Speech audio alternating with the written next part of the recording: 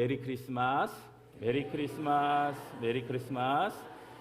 자, 우리 한 번 더 우리 인사합니다. 주님이 당신을 사랑합니다. 주님이 당신을 사랑하십니다. 주님이 당신을 정말로 사랑하십니다. 여러분, 그 사랑이 누려지십니까? 아멘. 또 그리고 그 사랑을 품고 나아가는 저와 여러분들의 기쁨의 삶이 되길 간절히 소망합니다.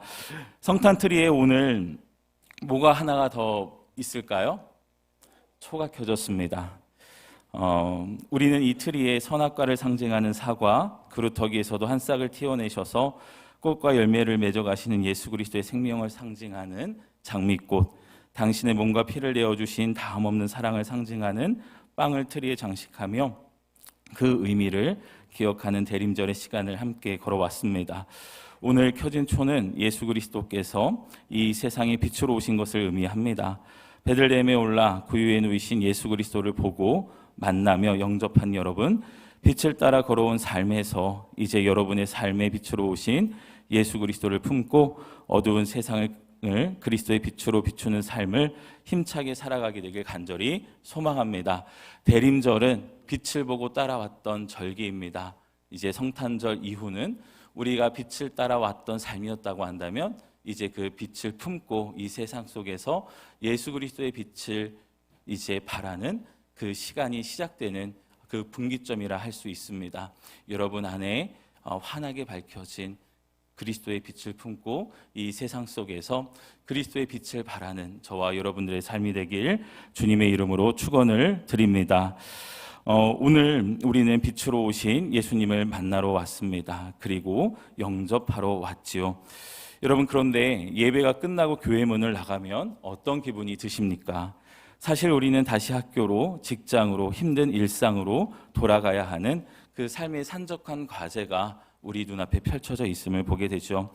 마치 꿈을 꾸다 깨는 것처럼 우리는 예수님과의 만남이, 이 기쁨이 교회의 문턱을 나서는 순간 내 삶의 산적한 여러 가지 문제들 앞에 그 기쁨이 사라지는 것을 경험하게 됩니다. 예수님을 만나고 집으로 돌아갈 때 왔던 길로 가지 못하고 꿈에서 지시하심을 받아 다른 길로 갔던 사람들이 있습니다. 바로 동방박사들이었어요. 이 사람들은 멀리 1000km를 걸어서 예수님을 만나러 베들레헴까지 왔습니다.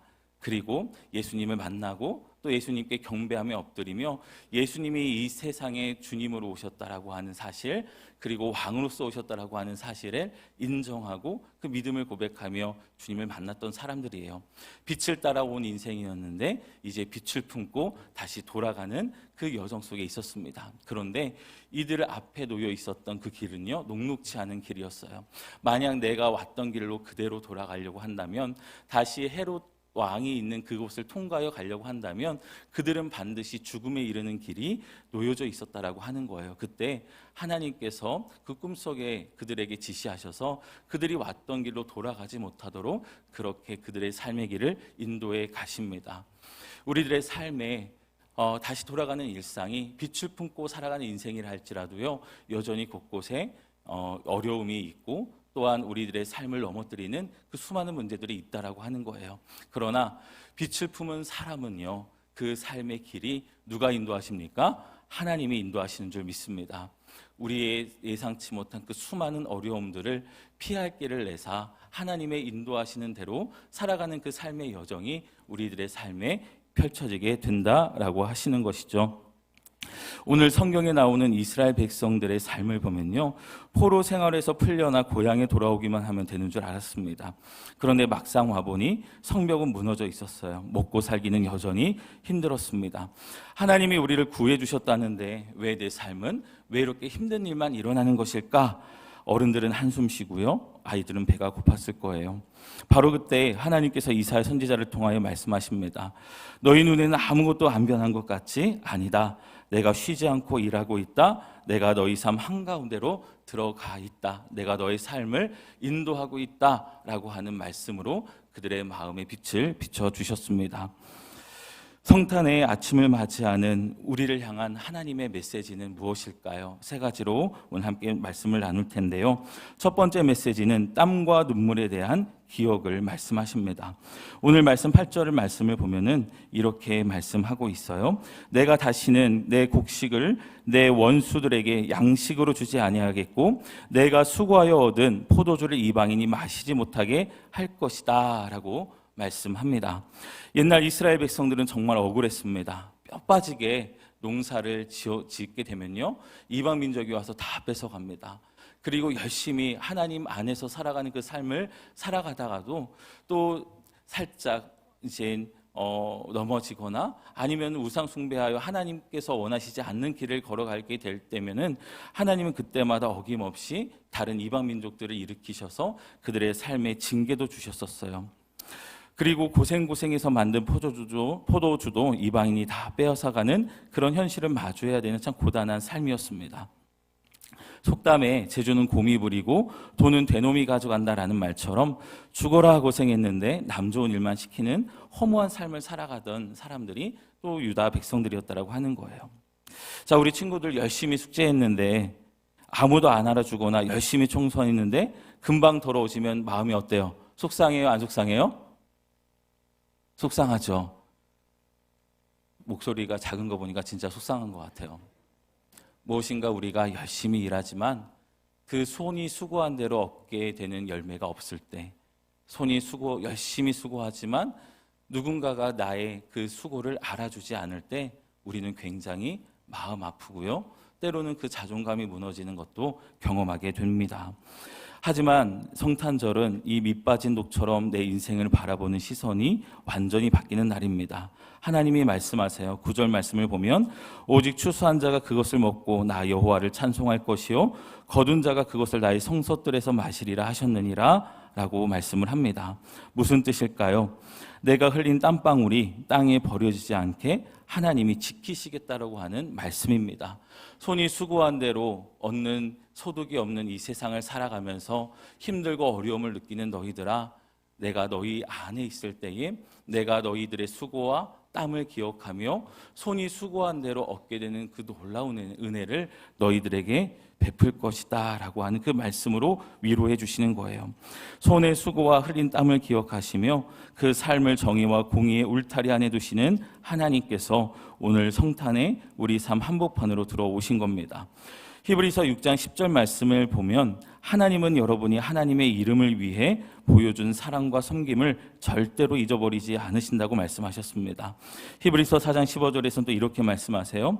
우리에게 있는 대제사장은 우리의 연약함을 동정하지 못하실 리가 아니요 라고 말씀하셨습니다. 우리의 삶의 여정 속에서 흘리는 땀과 눈물을 나에게 위로가 될 만큼 기억해주는 이 없다 느껴질 때가 있습니다. 아버지, 어머니에게도 그리고 자녀들에게도 이런 생각이 들 때가 있어요. 이것은 또한 교회 안에서 귀한 사명을 이루어가는 많은 분들의 내면에 일어나는 생각이기도 합니다. 주방에서 땀 흘려 밥하시는 우리 선교회 분들, 그 다음에 또 차량 봉사하시는 분들, 주차위원들, 그리고 꽃꽂이로 봉사하시는 또 우리 성도님들, 그리고 교회에서 청소로 하나님의 이 전을 깨끗하게 하시는 그 모든 분들의 그 섬김은 눈에 드러나지 않는 섬김이다라고 할 수 있어요. 그러나 누가 이 모든 수고를 기억하신다는 거예요? 하나님이 기억하신다라고 하시는 겁니다. 하나님이 기억하시는 그 놀라운 은혜를 우리가 누리면서 살아가고 있다라고 하는 거예요. 우리가 성탄절에 많이 만나게 되는 두 그룹이 있습니다. 목자들과 동반박사들이 있었어요. 이 목자들과 동반박사들은요, 밤을 새워 누군가 알아주지 않는 그 시간 속에서도 내 삶의 자리를 지켜가며 내 사명을 완수해가는 사람들의 대표적인 모습이다라고 할 수 있습니다. 어제 우리 아이들이 동성 읍내를 돌았습니다. 그리고 우리 성도님들이 이제 전방 초소를 돌으셨어요. 제가 함께 돌면서 느낀 것은 여전히 그 밤을 지새우며 지키고 있는 군인이 있기에 우리가 이렇게 안전하게 살 수 있음에 너무나 감사했고요. 또 여전히 그 삶의 일터를 지키고 있는 이 땅의 아버지, 어머니들, 또 수많은 그 수고의 손길들이 있기에 우리의 삶이 이렇게 지켜져 가고 있구나라고 하는 것을 다시 한번 느끼게 되었습니다. 그런데 하나님은 우리는 다 기억하지 못하는 그들에게 빛을 비춰주시고 베들레헴에서 예수님이 나셨다라고 하는 소식을 들려주셨습니다. 예수님께서 이 땅에 오셨다라고 하는 그 큰 구원의 기쁜 소식을 들은 제일 첫 사람은 누구냐? 바로 목자들이었다라고 하는 거예요. 어느 누구도 바라보지 않는 사람들이었습니다. 목자들은 당시에 사람들에게 참 천대받은 직업 중에 하나였어요. 사람들이 생각합니다. 목자들은 늘 거짓말로 양의 수를 이제 수정하거나 거짓말로 그 양의 숫자를 주인에게 잘못 보고 정직하게 보고하지 않아 그 유익을 챙겨가는 사람들이야 라고 하는 그런 시선들이 있었다라고 하는 거예요. 그런데 그런 사람들에게 천군 천사의 그 목소리를 제일 처음 듣게 하셨습니다. 그리고 그들에게 찾아오시고 그들의 삶을 다시금 베들레헴으로 올리셨다라고 하는 거예요.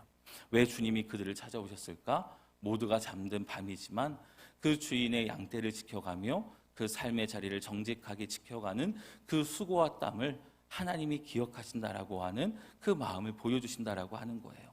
이 성탄절 저와 여러분의 삶 가운데 남들이 알아주지 않는 일상의 작은 수고가 계속되는 그 삶의 그 고단함 가운데 있는 우리 성도님들이 있다고 한다면 우리 주님이 오셔서 그 땀과 눈물을 기억하사 우리들의 삶에 은혜를 베풀어 주시는 그 하나님의 마음을 우리가 붙들 수 있게 되길 간절히 소망합니다. 주님은 말씀하시는 거예요. 수고했다 내 사랑하는 아들아, 내 사랑하는 딸아. 구원의 큰 기쁨 소식을 너가 있는 그 일상의 자리에 가득 채워질 터이니 베들레헴으로 올라와 나와 만나자라고 주님은 말씀하시는 겁니다. 그 주님의 초대하심에 응답하여 오늘 이 시간 저와 여러분은 베들레헴에서 예수님을 만나고 있는 줄 믿습니다.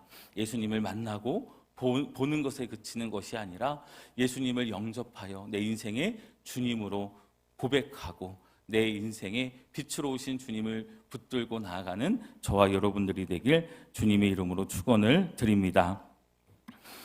예수 그리스도는 결코 놓칠 수 없는 귀한 선물임을 오늘 말씀하고 있는데요. 11절 말씀을 보면 이렇게 말씀합니다. 보라 내 구원이 이르렀느니라 보라 상급이 그에게 있고라고 말씀을 합니다. 여기서 구원은 바로 예수님이시죠. 그런데 예수님은 우리 집에 오실 때 빈손으로 오지 않고 무엇을 갖고 오신다라는 것입니까? 상을 갖고 오신다라고 하는 거예요. 우리는 상급과 보상을 생각하면 제일 먼저 생각나는 게 나의 노력의 대가에 따른 그 차등적인 그런 상급과 보상을 우리는 항상 생각하게 됩니다. 여러분, 그런데 예수님이 우리들에게 오신 가장 큰 이유는요, 우리를 구원하시기 위하여 이 땅에 보내주신 하나님의 놀라운 선물이다라고 하는 거예요. 이 선물의 높고 낮음의 차이가 있을까요? 없다라고 하는 겁니다. 왜냐? 예수님이 그 선물 자체이시기 때문인 줄 믿습니다. 우리는 그 예수님이 이 땅에 오심으로 말미암아 하나님께 받은 큰 선물을 우리가 받고 누려가고 있는 거예요. 여러분, 더 큰 하나님의 선물을 받고 싶으십니까? 더 큰 하나님의 선물을 받고 싶으세요? 이미 받으셨어요. 이미 받으셨습니다. 누굴 받으셨어요? 예수님 보내주셨잖아요. 성탄절이 되면 아이들이 묻습니다. 산타 할아버지가 어떤 선물을 주실까? 우는 아이에게 선물을 주신다고 하지 않으니 절대 울지 말아라 라고 이야기를 합니다. 몇 밤 안 울면은 산타 할아버지가 그러면은 10만 원짜리 로봇 선물로 주실까요? 그럼 이제 그때서부터 아버지, 엄마들이 이제 고민이 시작이 되죠. 우리는 어떻게 보면 그 선물에 대한 가치를 물질에 대한 가치로 우린 두며 살아가고 있는지도 모르겠습니다. 여러분, 이 성탄절 우리가 하나님 앞에 나오는 일을 다시 한번 점검하게 되길 간절히 원합니다. 우리는 하나님 앞에 나올 때 어쩌면 우리가 생각하는 그 큰 선물을 바라보며 우리는 나오기도 합니다. 그런데 여러분, 하나님은 이미 우리들에게 우리가 누릴 수 없는 가장 큰 선물 예수 그리스도를 주셨어요. 우리가 더 이상 뭐 바랄 게 있겠습니까?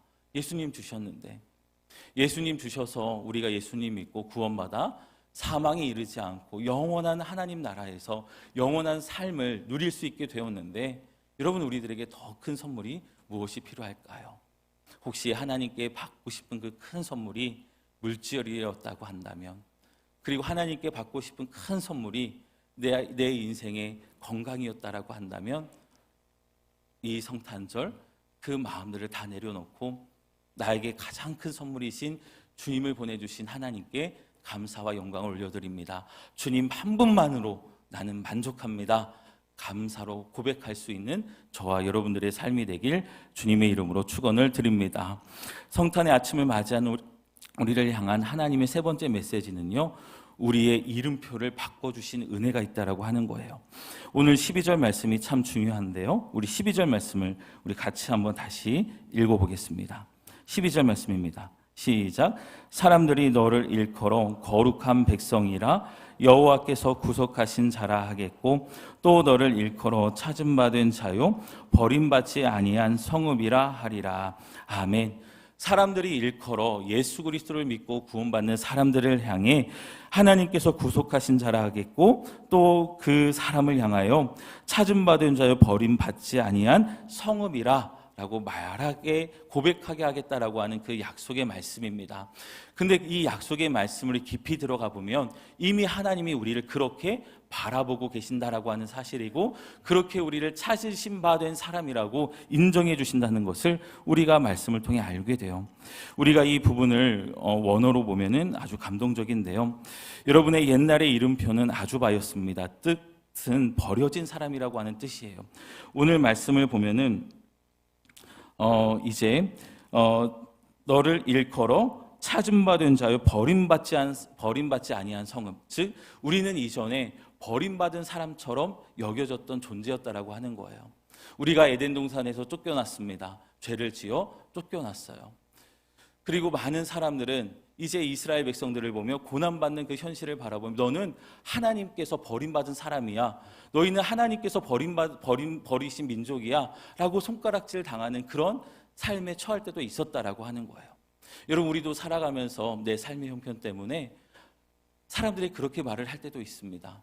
예수님 믿는 저 사람 지금 삶의 형편을 보니 예수님이 저 사람의 손 놓으신 것 같아, 하나님이 저 사람의 손 놓으신 것 같아, 하나님이 버리신 인생인 것 같아 라고 하는 그 가슴 아프게 하는 말들이 들려올 때도 있다라고 하는 거예요. 자, 그런데 오늘 말씀은요, 말씀하시는 겁니다. 예수님을 믿는 나의 자녀들아, 너희는 내가 찾음받은 사람이다. 너는 내가 버린 사람이 아니라 너는 내가 포기하지 않고 찾음받은 존재다, 찾음받은 성읍이다 라고 말씀하시는 겁니다. 누가복음 2장에 보면 예수님이 태어나셨을 때에 천사들이 누구에게 제일 먼저 갔습니까? 왕이나 부자가 아니었습니다. 들판에서 양을 치던 목자들이었어요. 세상은 그들을 버려진 사람이라고 취급을 하기도 했습니다. 하지만 하나님은 그들을 제일 먼저 찾아낸 사람으로 삼으셨어요. 여기서 찾아낸 너를 일컬어 찾음받은 자요라고 할 때 이 찾음받은 자라고 하는 그 히브리어는 데루샤라는 단어를 썼는데 이런 의미가 있습니다. 누군가가 온 세상을 샅샅이 뒤져서 기었고 찾아낸 소중한 보물, 이것이 바로 찾아낸 바 된 자라고 하는 이 의미에 담겨져 있어요. 하나님은 여러분을 세상을 다 뒤져서 찾아낸 보물처럼 여기신다라고 하는 겁니다. 할렐루야. 사람들이 아무리 나를 향하여 하나님이 너의 삶을 포기했다라고 이야기한다 할지라도 예수 그리스도를 믿는 그 믿음으로 살아가고 있는 여러분이라고 한다면 하나님이 뭐라고 말씀하시는 거예요? 나는 너를 온 세상을 다 샅샅이 뒤져서 찾아낸 나의 보물이다 라고 주님은 말씀하시는 겁니다.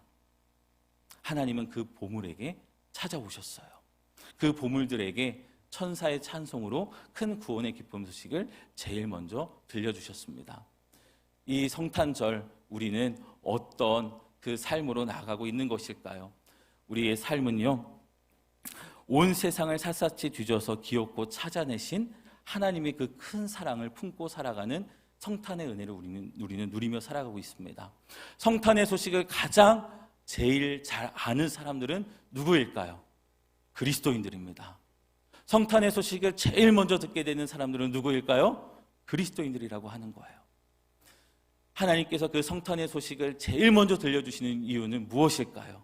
온 세상을 샅샅이 뒤져서 찾아낸 나의 사랑하는 보물이기 때문에 주님은 그 소식을 저와 여러분들에게 천사의 찬송으로 제일 먼저 들려주신다라고 하는 것입니다.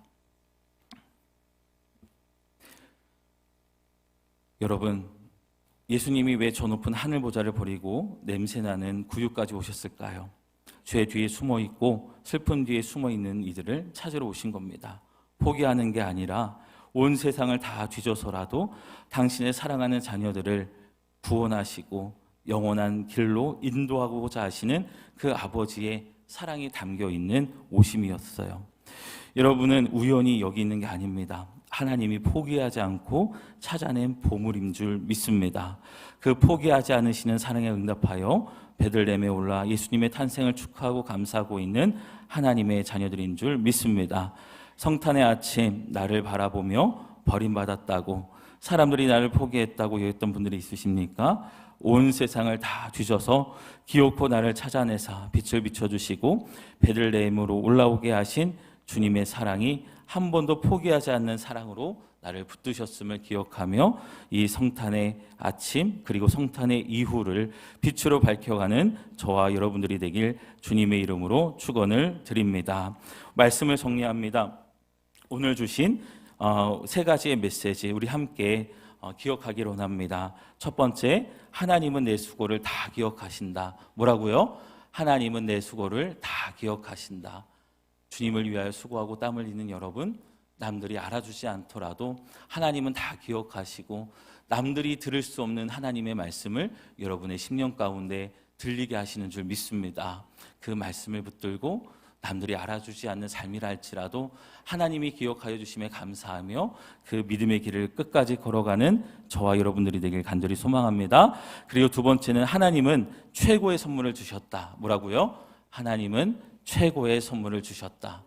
내가 하나님 앞에서 바라던 그 수많은 선물들의 목록들을 다시 한번 점검하시고 나에게 예수님 그 한 분을 주셨음에 가장 큰 선물을 주셨음에 감사하며 나아가는 저와 여러분들이 되길 바랍니다. 그리고 세 번째는 나는 버려진 존재가 아니라 하나님께서 찾으신 소중한 보물이다. 뭐라고요? 나는 버려진 존재가 아니라 하나님께서 찾아내신 소중한 보물이다. 나는 소중한 보물이라고 하는 거예요. 하나님이 찾아내신. 그러니 여러분, 이 성탄절 우리의 눈물을 기억하시는 하나님, 우리를 가장 귀하게 여기시는 그 하나님의 마음을 붙들고 이제 빛을 품었으니 빛을 들고 세상을 향해 나아가 우리들의 작은 일상 속에서 성탄의 기적을 경험하고 또 성탄의 은혜를 흘려보내는 저와 여러분들의 삶이 되길 주님의 이름으로 축원을 드립니다.